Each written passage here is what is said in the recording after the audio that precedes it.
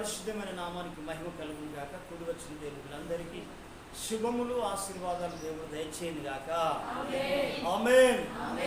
చూడండి, ప్రపంచం అంతా కూడా ఈ దినాన్ని మొన్న ఫిబ్రవరి 18 నుంచి బస్వ బుధవారం స్టార్ట్ అయింది. ఆ నుంచి చాలామంది సంఘాల్లో 40 దినాల ప్రార్థనలు, తర్వాత వాళ్ళు వ్యక్తిగతంగా ఉపవాస ప్రార్థన పెట్టడం, వాళ్ళు కోరికలు పెట్టుకోవడం, ఇలా వాళ్ళు చాలామంది ప్రార్థన చేస్తున్నారు. సంతోషం చాలా. ఎందుకనంటే ప్రార్థన యేసు ప్రభు చెప్పాడు, మీరు శోధనలో ప్రవేశింపకున్నట్లు మెలకువ కలిగి ప్రార్థన చేయండి. ప్రార్థన అనేది చాలా ప్రాముఖ్యమైనది. ఎందుకనంటే ఈ ప్రార్థన చాలా ప్రాముఖ్యమైనది, చాలా విలువైనది. అందుకే చాలామంది ఏ విధము చేతనైనా కానీ వాళ్ళు ప్రార్థన చేస్తూ ఉన్నారు. ఈ కడవరి దినాల్లో కూడా చాలామంది మన ముస్లిం సహోదరులు కూడా వాళ్ళు కూడా రంజాన్ దీక్షలు చేస్తున్నారు. వాళ్ళు కూడా దేవుని నియమాన్ని పాటిస్తూ ఉన్నారు. ఇలా చూస్తా అంటే వారి క్రమాల్లో వారి పూజలు కానీ, వారి ధర్మాలు కానీ, దానం కానీ వారు సంఘ నియమానికి కట్టుబడుకుంటూ ముందుకు వెళ్తా ఉన్నారు. కాబట్టి ప్రియమైన వారా, మనము అయితే దేవుడు కూడా మనం కూడా ప్రార్థన చేయాలి. మనం ప్రార్థన పరులం కావాలి. ప్రపంచంలో ఏదైతే మన కుటుంబంలో జయించలేకపోతున్నామో దాన్ని జయించి మనం తీరాలి. కాబట్టి ఈ ప్రత్యేకమైన సమయంలో దేవుడు అన్నాడు, రేపటికి నిన్ను నీవు పరిశుద్ధపరచుకో. రేపు నేను అద్భుతము చేయబోతున్నాను కనుక మిమ్మల్ని మీరు పరిశుద్ధపరచుకోండి. నేను పరిశుద్ధుడని కనుక మీరును పరిశుద్ధులై ఉండండి. అంటే నువ్వు లోకములో ఉన్నావు కనుక లోకములో దేంట్లో తప్పిపోయి మలినమైపోయిందో, మచ్చ అయిపోయిందో, డాగ్ అయిపోయిందో, ఏ విధంగా నోరు ద్వారానో తలంపుల ద్వారానో ఏ విధంగా నీవు మలినమైపోతున్నావో, మలినమైపోతా అంటే నువ్వు ఆ మలినమైన జీవితము, ఎందుకనంటే నిన్ను ఏం చేస్తా అంటే ఒక మచ్చ తీసుకొచ్చేసి బలహీనపరిచేసి ఏం చేస్తా అంటే రాను రాను దిగచాటట్టుగా చేస్తాంట, దిగజారిపోయే స్థితికి మారుస్తా అంటారు. కాబట్టి ప్రియమైన ద్వారా దేవాది దేవుడు చెప్పిన మాట ఏంటిదంటే రేపటి కొరకట. చూడండి, యెహోషువ గ్రంథము 3వ అధ్యాయము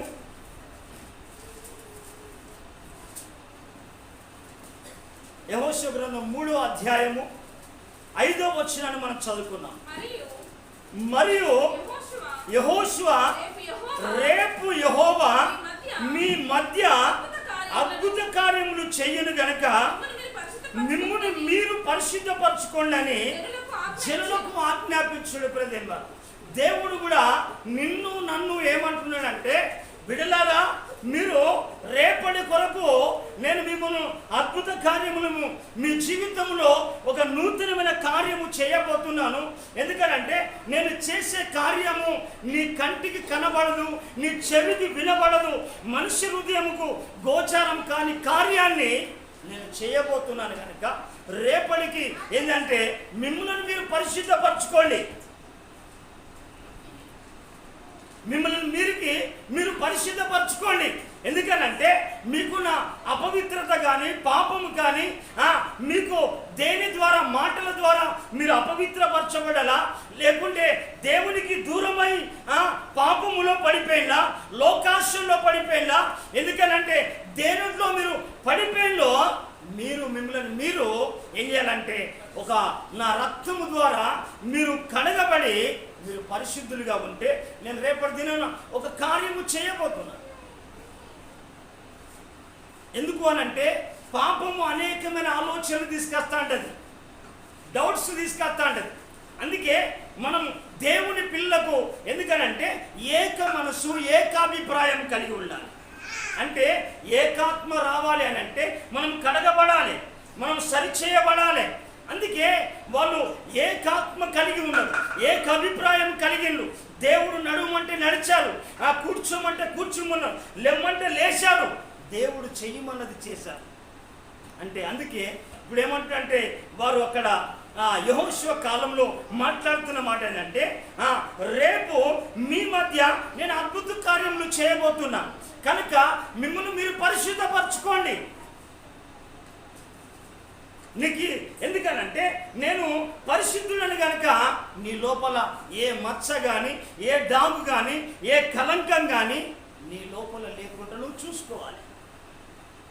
దేవుని పిల్లలు ఎందుకనంటే దేవుని మూలంగా పుట్టినవాడు పాపము చెయ్యడు కానీ తనను తానట భద్రము చేసుకుంటాడట, తనను తాను సరి చేసుకుంటాడట, తనను తాను ప్రభువును ముందు పెట్టుకొని నేను ప్రభు బిడ్డని కనుక నేను పాపానికి అవకాశాన్ని ఇవ్వ, లోకానికి అవకాశం ఇవ్వ, అపవిత్రతకు అవకాశం ఇవ్వ. ఎందుకు అనంటే నా తండ్రి పరమ తండ్రి పరిశుద్ధుడు కనుక నేను కూడా పరిశుద్ధుడని కనుక ఎప్పటికప్పటికి తనను తాను పరిశుద్ధపరచుకునేవాడు దేవుని పిల్లలు. ప్రజలారా హల్లెలూయా. చూడండి, మనము ఒక సంఘాన్ని కనుక చూస్తే ఇక్కడ ఆ సంఘం ఎలా చేస్తూ ఉన్నదో మనం కనుక చూస్తే దేవుని బిడ్డలమని మనం కూడా ఈ ప్రకటన గ్రంథంలో మనం చూడవచ్చు. ప్రకటన గ్రంథము 7వ అధ్యాయము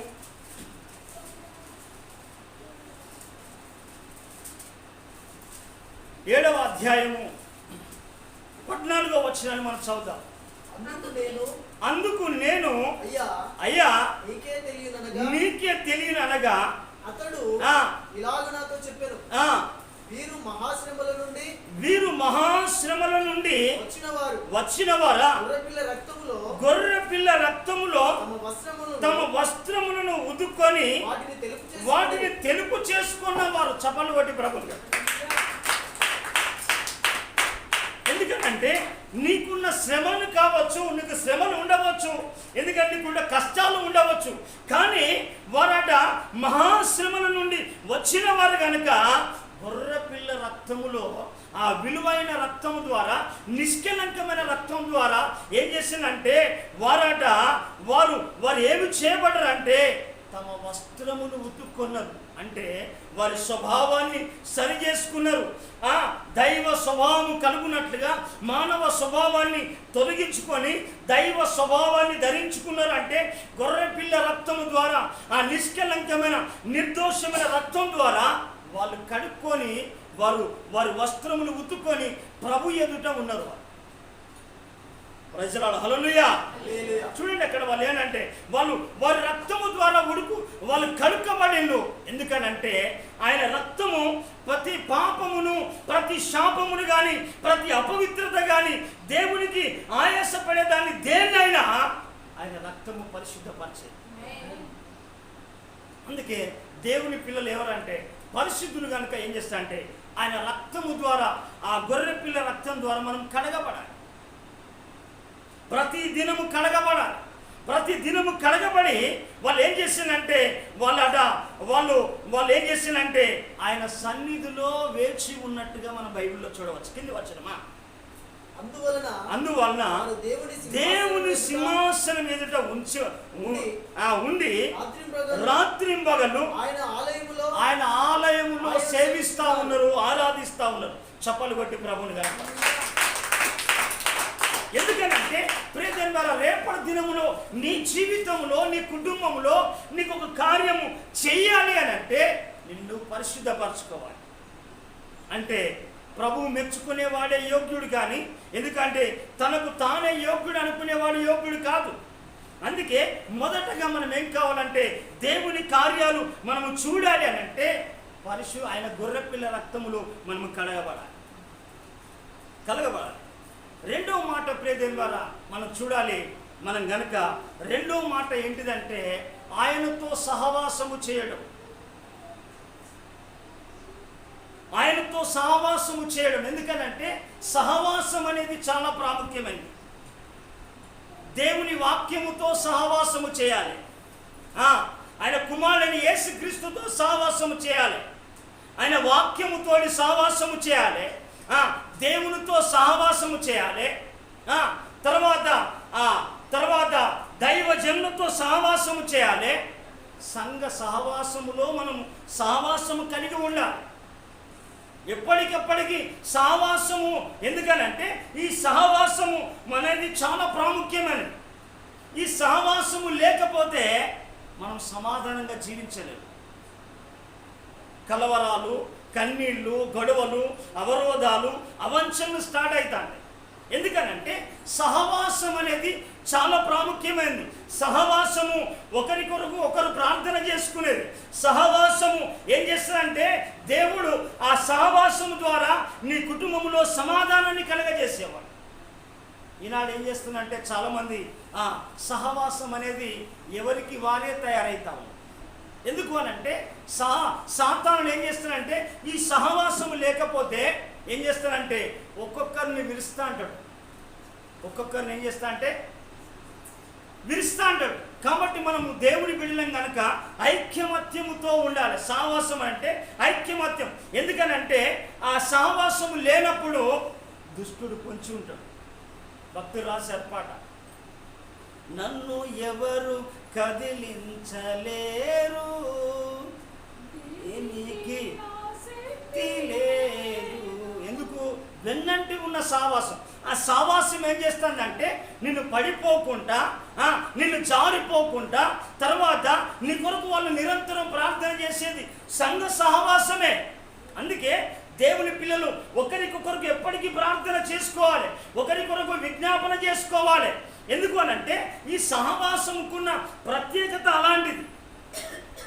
కాబట్టి ప్రియమైన వారా, వాళ్ళు ఆయనతో సహవాసము చేసిన ఎడల నీకు సమాధానము, మేలు కలుగుతూ ఉంటాడు. ఎందుకనంటే సహవాసము లేనప్పుడు శత్రువు చుట్టుముట్టే ప్రమాదాలు చాలా ప్రాముఖ్యంగా ఉంటాయి, చాలా ఉంటాయి. అందుకే మనము పరిశుద్ధంగా జీవిస్తే సరిపోదు. మనం మొదట ఏం కావాలి? ఆయనతో సహవాసం చేయాలి. చూడండి బైబిల్ గ్రంథంలో యోబు రాసిన యోబు గ్రంథము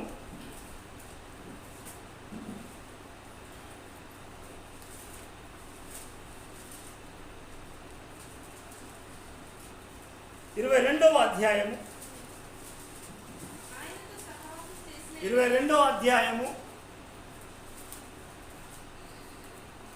21వ వచనం చూడండి. ఆయనతో సహవాసము చేసిన ఎడల నీకు సమాధానము కలుగును, అలాగున నీకు మేలు కలుగును. చూడండి, మనము దేవునితో సహవాసము చేసినప్పుడు, ఎందుకనంటే దేవునితో మనం సహవాసం చేసినప్పుడు, పరిశుద్ధులతో సహవాసం చేసినప్పుడు, ఎందుకనంటే మనము దైవజనులతో సహవాసం చేసినప్పుడు, ఎందుకు అనంటే వారి యొక్క ఆలోచన, మనం దేవునితో సహవాసం చేసినప్పుడు దేవుని తలంపులే వస్తా అంటే, దేవుని ఆలోచనలే వస్తా అంటే, దేవుని కృప మనకు సమృద్ధిగా కురిపించబడతాడు. మనం సహవాసం చేసినప్పుడు దేవుడు ఎప్పుడు మనకు తోడుగా ఉంటాడు. మనం దేవునికి సహవాసం లేకుండా చాలామంది లోకస్తులతోటి వారితో వీరితో సహవాసం చేస్తాను. ఎందుకు అనంటే దేవుని వాక్యము సెలవిస్తున్నది, దుష్ట సాంగత్యము మంచి నడవడిని చెరిపివేస్తా అంటది. దుష్ట సాంగత్యం ఏం చేస్తానంటే నీ మంచి యొక్క నడవడిని ఏం చేస్తానంటే చెరిపివేస్తా అంటది దుష్ట సాంగత్యం. అందుకే ఎవరితో స్నేహం చేస్తే వారి లక్షణాలే, వారి ఆలోచనలే వేస్తాండి. కాబట్టి మనం దేవుని పిల్లం కనుక దేవునితో సహవాసం చేయాలి. ఎందుకు అనంటే మన దేవుడు ఎవరు? ఆయన సమాధానానికి కర్త, ఆయన సమాధానానికి రాజు, షాలేము రాజు, నీతికి రాజు ఆయన. ఎందుకు అనంటే ఆయన పరిశుద్ధుడైన దేవుడు కనుక ఆయనతో సహవాసం చేస్తే ఆ పరిశుద్ధుని యొక్క ప్రభావము, పరిశుద్ధుని యొక్క ఆలోచనలు, ఆ పరిశుద్ధుని యొక్క నడవడిక, ఆ పరిశుద్ధుడు ఆయన దేవుడు ఎలాగా నడిచిండో, ఎలా జీవించిండో మనము కూడా అలాగనే జీవించగలం. ఎందుకనంటే కోకొల్లలుగా ప్రపంచంలో చాలామంది జీవితాల్లో సమాధానం లేదు. మనం చూడవచ్చు చాలా. ఎందుకనంటే చాలామంది కుటుంబాలు మనం చూడవచ్చు సమాధానం లేని కుటుంబాలు ఎన్నో ఉన్నాయి. అంటే మనకు కావాల్సింది ఏంటంటే మనము ఆయనతో సహవాసం చేయాలి. ప్రతి దినము వాక్యాన్ని చదవాలి, ప్రతి దినాన్ని వాక్యము చదవాలి, వాక్యాన్ని మనం వినాలి, వాక్యాన్ని గ్రహించాలి, వాక్యం ద్వారా సరి చేసుకోవాలి. ఎందుకు? దేవుడు వాక్యమై ఉన్నాడు. దేవుడు వాక్యమై ఉన్నాడు, దేవుడు సత్యమై ఉన్నాడు. ఎందుకనంటే ఆయనతో మనం సహవాసము చేసినప్పుడు ఏమైపోతానంటే మనకు సమాధానం కలుగుతుంది. తర్వాత ఏం కలుగుతా అంటది? మేలు కలుగుతాడు. ప్రైజ్ ది లార్డ్, హల్లెలూయా. చూడండి మనం బైబిల్ గ్రంథంలో మొదటి దినవృత్తాంతముల గ్రంథము 22వ అధ్యాయము 9వ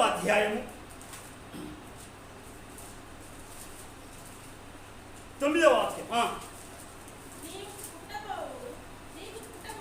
చూడండి, నీకు పుట్టబోవు ఒక కుమారుడు సమాధానకర్తగా నుండును, చుట్టూ ఉండు అతని శత్రువులందరినీ నేను తోలివేసి అతనికి సమాధానాన్ని కలగజేస్తున్నాడు. చప్పలు పెట్టి ప్రభుని కనప. కారణం మనము సహవాసములో ఉన్నది ఆ ప్రత్యేకత. దేవుడు సమాధానాన్ని కర్త ఆయన.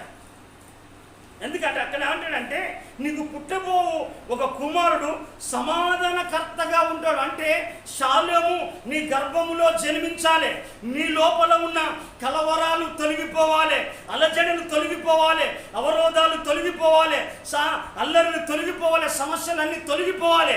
అవి ఉంటే నీకు సమాధానం లేదు, నీకు నెమ్మది లేదు, నీకు ఆరోగ్యము లేదు, నీకు ఆదరణ దొరకదు.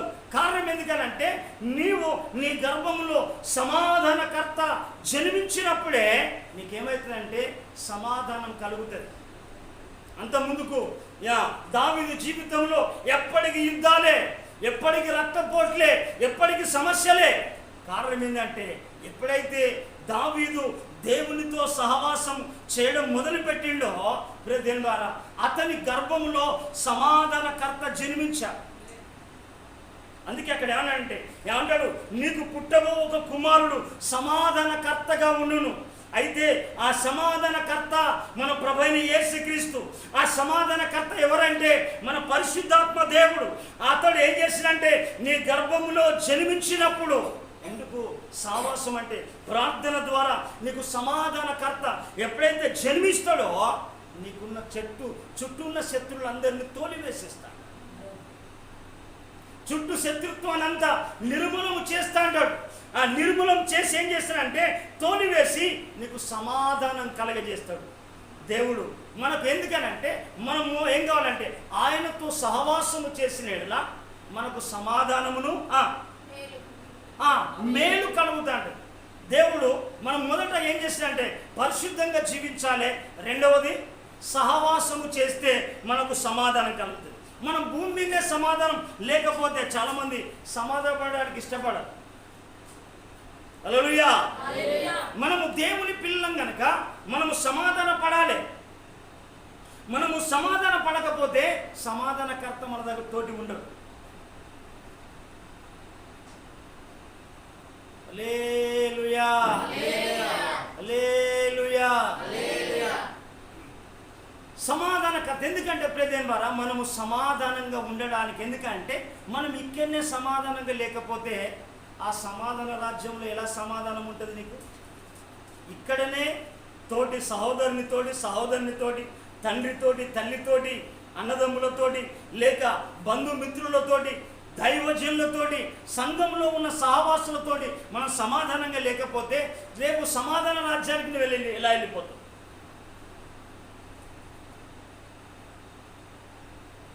అందుకే ప్రియదేవుని ద్వారా మన గర్భంలో సమాధానకర్త జన్మించాలి అని అంటే మనం ప్రార్థన ద్వారా ఆయన సహవాసము ద్వారా మనం ఏం చేస్తామంటే సమాధానం పొందుతాం. ప్రియదేవుని ద్వారా హల్లెలూయా. అలాగే మరి ముఖ్యంగా ఇంకోటి ఏంటంటే సమాధాన పడడం చాలా ప్రాముఖ్యమైనది. మనం ఎందుకు అనంటే రేపు జరిగే అద్భుతమైన కార్యము జరగాలి అని అంటే దేవుని యొక్క ఆశీర్వాదం మనం పొందాలి అని అంటే మనం సమాధాన పడాలి. సమాధాన పడాలి అని అంటే క్షమాగుణం మనకు కలగాలి. హల్లెలూయా. మూడో మాట ఏంటిది? క్షమాగుణం కలిగి ఉండటం. ఎందుకు క్షమించడము అనేది చాలా ప్రాముఖ్యమైనది. ఎందుకనంటే మనము క్షమించే స్వభావం మన లోపల లేకపోతే మనము ఎప్పుడైనా ఈ క్షమించలేదు అని అంటే మన జీవితంలో సమాధానాన్ని కోల్పోతున్నాం అని అర్థం. చాలామంది లోపల ఏం చేస్తారంటే సమాధాన పడరు. కారణం ఏంటంటే క్షమాగుణం లేదు. పేరు దేవుందే, ఊరంతా సైతాంతి. క్షమించే మనస్తత్వం ఉండదు. ఎందుకనంటే ఈ ఈ ఈ క్షమాగుణం ఎందుకు? సమాధానము ఎప్పుడైతే మనము సమాధానం పొందుకున్నామో మనం ఏం కావాలంటే శత్రువులను మిత్రులుగా చేసుకోవాలి. ఎందుకు అనంటే ఈ క్షమించే మనసు మనము లేకపోతే ఇది దేవుని మనసు కాదు. క్షమించలేని మనసు అపవాది మనసు. అది క్షమించాలి అని అంటే మనం చూడండి, యేసు ప్రభుల వారు ఏం చేసిందంటే యేసు ప్రభుల వారు ఎంతగా ఆయన ఏం చేసిందంటే ఆయన క్షమించిండు. ఎవరిని? తనను దూషించిన వారిని, దేశించిన వారిని, శపించిన వారిని, రాళ్లతో కొట్టిన వారిని, కొడరాళ్ళతో కొట్టిన వారిని, ఉమ్ము వేసిన వారిని ఏం చేసిందంటే యేసు ప్రభు క్షమించాడు. ఏమన్నాడు? తండ్రి వీరు ఏమి చేయుచున్నారో చెప్పాలి, వీరు ఎరుగరు కనుక వీరిని క్షమించండి. అంటే దేవుని పిల్లకి ఏం కావాలంటే క్షమాగుణం కలగాలి, క్షమాగుణం కావాలి. చూడండి మత్తయి సువార్త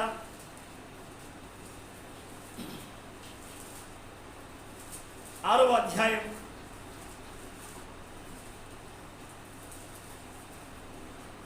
14-15 చూడండి. 14-15 మనుషుల అపరాధములను మీరు క్షమించిన ఎడల మీ పరలోకపు తండ్రి మీ అపరాధములను క్షమించును. ఎందుకనంటే మనము ఇతరుల అపరాధములు ఎందుకనంటే మనం చూడవచ్చు ప్రియదేవుని ద్వారా అభిషాలం అంటారు. దావీదు పాపము చేసినప్పుడు ఏం చేసిందంటే దావీదు పాపం చేసినప్పుడు దేవుడే దేవుడు క్షమించి క్షమాభిక్ష పెట్టిండు దావీదుకు ఏం చేసిందంటే దేవుడు క్షమాభిక్ష పెట్టిండు. అంటే దేవుడు మాత్రము క్షమించాలి, నువ్వు మాత్రము ద్వేషించాలి. ఇది దేవుని పిల్లల లక్షణం కాదు. మరి ఎందుకనంటే మనం దూషించిన వారిని, మనల్ని శపించిన వారిని, మనల్ని గాయపరిచిన వారిని, మనల్ని అపహాస్యము చేసిన వారిని, హేళన చేసిన వారిని మనం ఏం కావాలంటే క్షమించే మనసు ఉండాలి. క్షమాగుణము లేకపోతే మనము మన జీవితంలో క్షమించబడలేము. మన తప్పులు కానీ, మన పాపములు కానీ, మన అపరాధములు కానీ క్షమించబడవు. చూడండి ఇక్కడ మాట, దేవుడు యేసుప్రభు ఏం చేసిందంటే మీ మనుషుల అపరాధములను మీరు క్షమించిన ఎడల మీ పరలోకపు తండ్రి మీ అపరాధములను క్షమించును. మీరు మనుషుల అపరాధములను క్షమింపకపోయిన ఎడల మీ తండ్రి. చూడండి, దీనికి ఒక కఠినమైన శిక్ష ఉన్నది.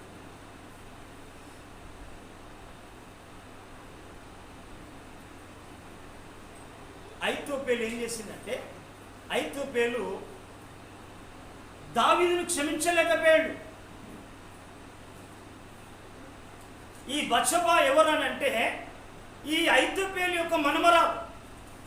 అయితే తను పాపం చేసిందని చెప్పేసి ఆ పగ అంతర్దాకా పెట్టుకొని ఏం చేసిందంటే దావీదు మీదకి అభిషాలమును లేపి దాన్ని కుట్రని ఎక్కువగా చేసేసి దావీదు రాజ్యాన్ని కూల్చాలని ప్రయత్నం చేసి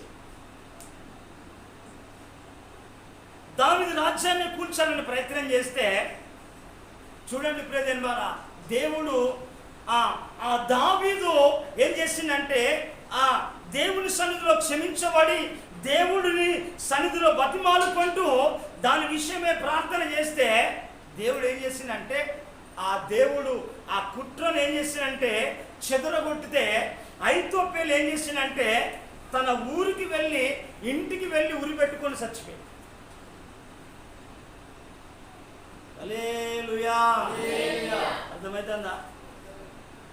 ఎందుకనంటే దావీదును దేవుడు క్షమించాడు కానీ ఐతోపేలు క్షమించలేకపోతా ఉన్నారు. చాలా మంది జీవితంలో చూడండి, మనం బైబిల్ గ్రంథంలో మనం చూడవచ్చు. 2వ సమూయేలు గ్రంథము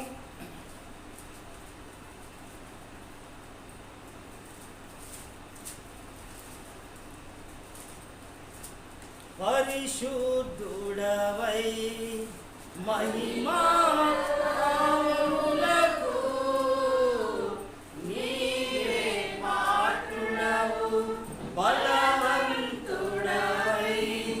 దీనుల పక్షమై కృప చూపువాడవు.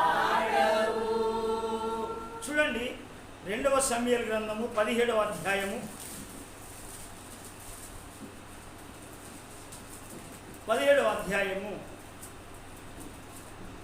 23వ వచనం. ఐతోపేలు తాను చెప్పిన ఆలోచన జరగకపోవట చూచి గాడిదకు గంట కట్టి ఎక్కి తన ఊరునున్న తన ఇంటికి పోయి తన ఇల్లును చక్కబెట్టుకొని ఊరి పోసుకొని చనిపి. ఎందుకనంటే ప్రేజన్ ద్వారా ఈ అగాధమైనది క్షమించలేని వ్యక్తికి ఎప్పుడు కూడా అగాధమో పాతాళమో అంధకారమో సిద్ధమవుతాడు. ఎందుకనంటే ఈ ఐతోపేలు ఏం చేసిందంటే క్షమించలేకపోయాడు. దావీదును చూసి జీవించుకోలేకపోయాడు. దావీదు మంచిగా జీవిస్తూ ఉంటే ఈ ఐతోపేలు చూడలేక ఓర్వలేక వారి కుటుంబంలో వారి రాజ్యంలో చిచ్చు పెట్టాలనుకున్నాం. కారణం ఎందుకంటే ప్రేజన్ ద్వారా మనము క్షమిస్తేనే క్షమించబడతాం. హల్లెలూయా. మనం ఎప్పుడైతే క్షమించలేమో అంతరంగంలో పగ పెట్టుకుంటామో, అంతరంగంలో కోపం పెట్టుకుంటామో, అంతరంగంలో ద్వేషం పెట్టుకుంటామో, అంతరంగంలో విరోధ భావము పెట్టుకుంటామో మన జీవితానికి కానీ కుటుంబానికి ఆశీర్వాదం కాదు. తర్వాత ఇంటికి వెళ్ళినాక తర్వాత ప్రియదేని ద్వారా అంత మాత్రమే కాదు, మనము క్షమించిన తర్వాత తగ్గించుకునే స్వభావం మనకు ఉండాలి. హల్లెలూయా. తగ్గింపు లేకపోతే మనము, ఎందుకనంటే తనను తాను హెచ్చించుకున్నవాడు ఏనాటికైనా తగ్గించబడతాడు. చాలామందికి మన జీవితంలో చూడవచ్చు హెచ్చింపులు చాలా ఉంటాయి. హెచ్చింపు ఎందుకనంటే ఈ హెచ్చింపు స్వభావం యేసు ప్రభువు కూడా ఎక్కడ కూడా హెచ్చించుకున్నట్టుగా మనం చూడలేదు. యేసు ప్రభు ఎక్కడ కూడా తగ్గింపులో కానీ విధేయతలు కానీ మాదిరిని చూపించేశాడు. నేను ఒక మాట చెప్పేసి ముగిస్తాను. ఎందుకు అనంటే రేపటి దేవుని కార్యాలు మనం చూడాలి. దేవుని కార్యాలు మనం చూడాలంటే మనం పరిశుద్ధంగా జీవించాలి. పరిశుద్ధంగా జీవించాలి అని అంటే మనం అందరితో సమాధానం కలిగి ఉండాలి. సమాధానం ఉంటే చాలు, మనం క్షమించే గుణం ఉండాలి. 4వ మాట, మనం తగ్గింపు కలిగి జీవించాలి. మనము దేవుని పిల్లం కనుక మనం తగ్గింపు ఆత్మ మనం లేకపోతే మనం హెచ్చింపు ఏం చేస్తానంటే నిన్ను ఏం చేస్తానంటే నేల మట్టుకు కూల్స్తాను. నిమ్రోద్ అనుకున్నాడు నేను ఆకాశం నంట కట్టే ఇల్లు కట్టాలనుకున్నాడు. ఆయన ఆలోచనలు కానీ ఎందుకనంటే వారి జీవితంలో అలాంటి అహముతో పుణ్య మాటలు ఉంటాయి. ఎందుకనంటే వాళ్ళు హెచ్చించుకుంటా అంటారు ఎప్పటికీ. వారికి ఉన్న ధనాన్ని బట్టో, లేకుంటే తర్వాత ఉద్యోగమును బట్టో, లేకుంటే వారికి ఉన్న సంపదను బట్టో, దేన్ని బట్టో హెచ్చించుకుంటా అంటారు ప్రియదేవ. ఎందుకనంటే ఈ హెచ్చింపు కూడా తగ్గింపడానికే జరుగుతుంది. మనం చూడాలి, కేరళ పర్సన్ వాస్తవంగా డాక్టర్ ఇమానుయేల్ సార్ గారు వచ్చేసి పాపం ఆయన ఏం చేశారంటే ఆయన ఒక మాట చెప్పగానే అక్కడి నుంచి హైదరాబాద్ నుంచి కార్ వేసుకొని మీటింగ్ అంటే మీటింగ్ 4 ఉన్న మెసేజ్ చెప్పేసారు. అయ్యా పాస్టర్ గారు, నేను కనుక అక్కడ ఉంటే నేను పెంట సంపాదించుకునేవాడిని. ఆయన తర్వాత అక్కడికి వచ్చేసి ఇన్నోవా కార్లు వచ్చినా కానీ ఏది వచ్చినా కానీ కిందనే కూర్చుని, సార్ మీరు కూర్చోండి, పెద్దవాళ్ళు కూర్చోండి. లేదు పాస్టర్ గారు,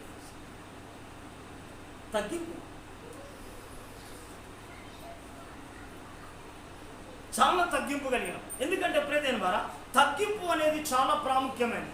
అయితే ఈ తగ్గింపు జీవితము మనల్ని ఏం చేస్తాడంటే మనము రాను మనం ఏం చేస్తాడంటే మన జీవితాన్ని హెచ్చిస్తాడు. మనం ఎంత ఉన్నా కానీ, మనకెంత ఉన్నా, ధనము దేవుడు కాదు, ధనము శాశ్వతం కాదు, కిరీటము తరతరములు ఉండదు, ఏది కూడా మనతోటి పర్మనెంట్ కాదు, మనం కూడా ఈ లోకంలో పర్మనెంట్ కాదు. అయితే ప్రతిని వాళ్ళు ఏది ఉన్నా కానీ ఎంత ఎదుగుతామో అంత ఒదిగి ఉండడమే మనకు ఆశీర్వాదం. ఎందుకంటే ఎంత ఎదిగిన కొద్దీ ఒదిగాలి. చెట్టు కూడా ఎదుగుతా ఉంటుంది. నిట్టారుగా ఎదిగింది అనుకో, అది ఒదగకపోతే ఒక దినమున ఒక గాలి వచ్చి ఏం చేస్తా ఉంటుంది కుమ్మనని చెప్పట్లేదు విరిగిపోతా ఉంటుంది గాలికి. అందుకే ఎప్పుడైతే మారా హెచ్చింపు కాదు. అందుకే యోహాను అంటాడు కదా, ఆయన హెచ్చవలసినది నేను తగ్గవలసినది. అంటే చూడండి యేసు ప్రభుల వారు ఎంత తగ్గించుకున్నాడో మనం చూడవచ్చు. యోహాను సువార్త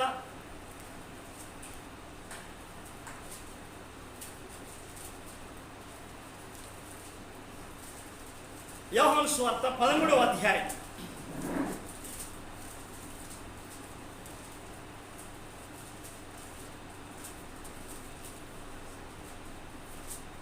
పదమూడవ అధ్యాయము 14వ వచనం.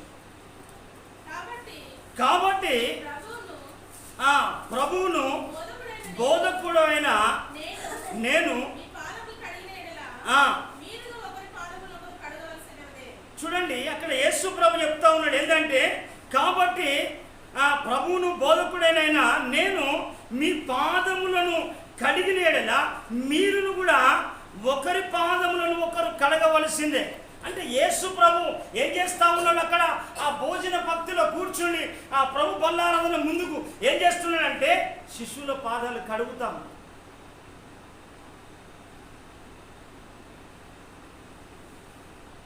దేవుని కుమారుడికే ఎంత తగ్గింపు. ఎందుకంటే ప్రేదేన్ ద్వారా వాళ్ళు ఎంత తగ్గింపు కలిగి జీవితము జీవిస్తూ ఉన్నాడు యేసు ప్రభుల వారు.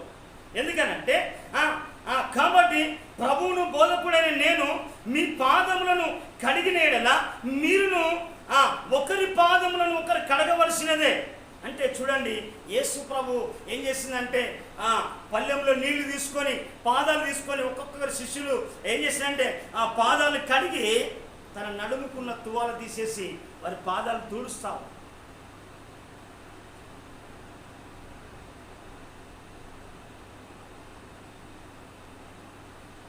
నీ సింహాసనము నన్ను చేర్చుటకు సిలువను మోయుట నేర్పించితివి. యేసు ప్రభు నేర్పించే పాఠం.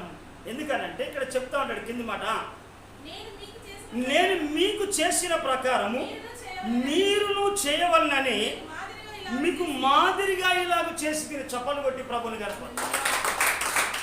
యేసు ప్రభు అయితే చూడండి ప్రేదేన్ ద్వారా యేసు ప్రభు అంతటి వాడే మనం తగ్గించుకుంటా. అంటే మన ప్రార్థనలో మనం ఎంత తగ్గించుకోవాలి, పెద్దల దగ్గర ఎంత తగ్గించుకోవాలి, దైవజనుల దగ్గర ఎంత తగ్గించుకోవాలి, దేవునికి మనం ఎంత తగ్గించుకుంటామో ప్రభు నేను హెచ్చిస్తాను. తగ్గకపోతే డౌన్ అవుతాను. అందుకని చాలా మంది చూస్తూ ఉంటాం, మాకేంది ఏం తక్కువ. ప్రియ బిడ్డలారా, మనం దేవుని పిల్లలం. యేసు ప్రభు తగ్గించుకున్నట్టుగా మన జీవితంలో కూడా మనం ఎప్పుడు కూడా మనం తగ్గించుకోవాలి. ఎందుకనంటే కొంత హెచ్చించుకొని నీ పరిస్థితులు దిగజార్చబడిన స్థితిలో ఉండవచ్చు, కానీ నువ్వు మనసు మార్చుకో, నీ ఆలోచన మార్చుకో, నీ విధానాన్ని మార్చుకో, నీ పరిస్థితిని మార్చుకుంటే దేవుడు నిన్ను హెచ్చిస్తాడు, నీ పరిస్థితిని మారుస్తాడు. చూడండి ఇక్కడ ఒక భక్తుడు ఉంటా అంటాడు. ఈ భక్తుడు చూడండి 2వ దినవృత్తాంతముల గ్రంథము 12వ అధ్యాయము చూద్దాం. ఒక మాట 2 మాటలు చెప్పేసి ముగిస్తాను. 2వ దినవృత్తాంతముల గ్రంథము 12వ అధ్యాయము. ఇక్కడ ఒక భక్తుడు ఉంటాడు. 12వ అధ్యాయము 12వ వచనం చూడండి. అతడు తనను తాను తగ్గించుకున్నందున యెహోవా అతని బొత్తిగా నిర్మూలము చేయక. చూడండి కారణం ఎందుకంటే అంత ముందుకు 0 అధ్యాయంతో మనం చదవచ్చు. చాలా మంది కూడా ఇలాంటి పరిస్థితికి వచ్చేసారు. ఎందుకనంటే దేవుడు ఇటు పిలుస్తా అంటే అటు వెళ్తాడు, దేవుడు ఏదో చేయమంటా అంటే ఏదో చేసడానికి వెళ్తా అంటాడు, యోనలాగా ప్రయాణాలు స్టార్ట్ అవుతాడు. కానీ వాళ్ళు ఎప్పుడైనా బాగుపడ్డట్టుగా లేదు. కానీ ఎప్పుడైతే దేవుడు దేవుని సన్నిధిలో అతడు తగ్గించుకున్నాడో చూడండమ్మా, అతడు తనను తాను తగ్గించుకున్నందున యెహోవా అతన్ని బొత్తిగా నిర్మూలము చేయక యూదావారు కొంత మట్టుకు మంచితనము అనుసరించుట చూచి తన కోపము చప్పట్లు కొట్టి ప్రభువుని నమ్మకండి. మన జీవితంలో కూడా ఎందుకనంటే అది దేవుని కోపం కావచ్చు, మనుషుల కోపం కావచ్చు, ఏదైనప్పటికీ కూడా మనం ఎంత తగ్గించుకుంటామో మనం అంత హెచ్చించబడతాం. ఎందుకనంటే ప్రియదేవుని ద్వారా అక్కడ ఏమైపోయిందంటే అక్కడ యెహోవా ఆయన దేవుడు అంటే నిర్మూలము చేయక ఏం చేశాడంటే దేవుడే కోపం మలుచుకున్నాడు, తిప్పివేసుకున్నాడు. నువ్వు కూడా చూడండి, ఒకవేళ దేవుడు అంటే ఏంది అనవచ్చును, నా బలం అనుకోవచ్చు, నేను నా ఇష్టము అని నువ్వు అనుకొని నీ ఇష్టానుసారంగా జీవించవచ్చు. కానీ ప్రియదేవుని ద్వారా అందుకే అతడు దేవుడట తన కోపాన్ని తిప్పివేసుకునేది ఏం చేసిందంటే దేవుడు చూసిండు. ప్రియదేవుని ద్వారా నీ తగ్గింపును మనుషులు కాదు చూసేది, ఎవరు చూడాలి? దేవుడు చూడాలి. అక్కడ చూడండి 7వ వచనం, అదే 12:7. వారు తమను తాము తగ్గించుకొనుట యెహోవా చూసిండు. చప్పలు కొట్టి ప్రభువుని కనపడ్డాడు. ఆ తగ్గింపు దేవుడు మనకు దయచేయండి కాక. చూడండి ప్రియదేవుని ద్వారా మనం తగ్గింపు స్వభావం కలిగి మన జీవితం ఉండాలి. ఎందుకంటే ప్రియదేవుని ద్వారా ఎంత మనము తగ్గుతామో దేవుడు